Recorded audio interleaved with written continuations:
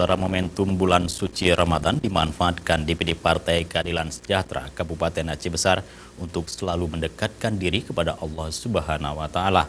Selama bulan Ramadan, kader PKS Aceh Besar bahkan mendapatkan instruksi mengkhatamkan Al-Quran minimal 2 kali.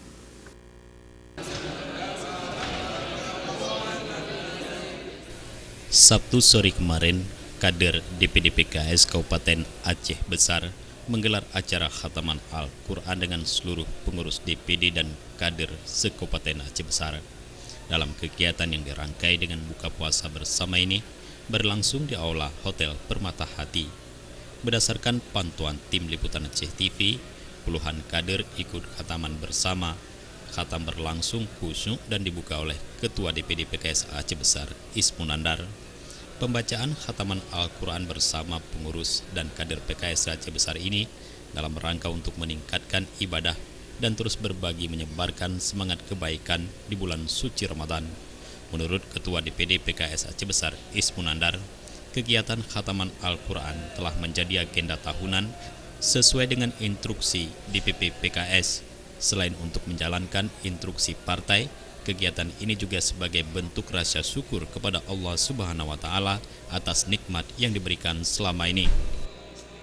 Hari ini kami melakukan sebuah acara yang mana rutin kita lakukan setiap bulan Ramadan sebenarnya.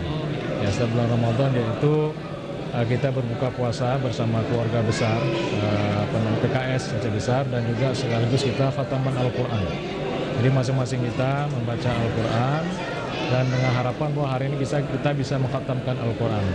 Karena ini kan saat yang paling bagus ya, ini kan bulan Ramadan, bulan Al-Quran, maka kita juga hari ini bersama-sama melakukan khataman Al-Quran sekaligus juga buka puasa bersama.